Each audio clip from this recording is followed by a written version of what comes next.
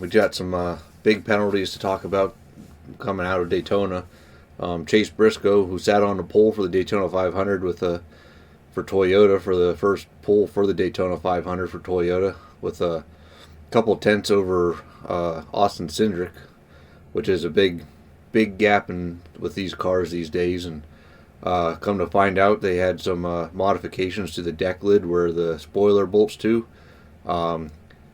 Briscoe was docked 100 driver's points, 10 playoff points, as the same with the owner's points. JGR was fined $100,000, and crew chief Gene Small has been suspended for 4 races. It's no wonder he got the pole, I guess.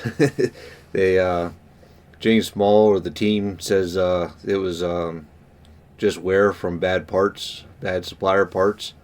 We've heard that argument before. I know HMS had the louvers last year, and although they got their appeal, got some of their points back and stuff. But that's where we're at with these now. That you touch one thing wrong or something like that, and NASCAR's coming after you. So you get these bad parts. If they are bad parts, you gotta probably go back and get different ones, and it costs money, but that's where the little box NASCAR puts you in.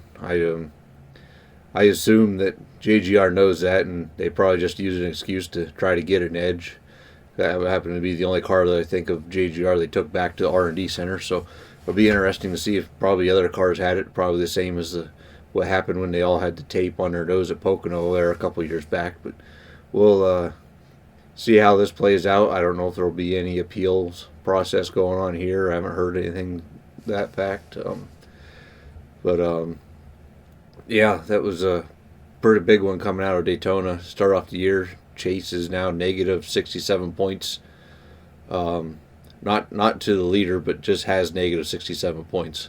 So he's almost in a near-win situation coming out of Daytona. So some other news today: Parker Kligerman lost his appeal. That team lost their appeal for their ride height issue coming out of Daytona in the Truck Series. They said it was probable cause that there was a rules violation, whether it was intentional or not. They didn't have their truck set up the way they should have, and so I feel bad for Parker. It seems like every time he gets close to a win, it gets taken away with him, whether it was a late or a caution flag right before he took the white flag at Roval last year, this Daytona race.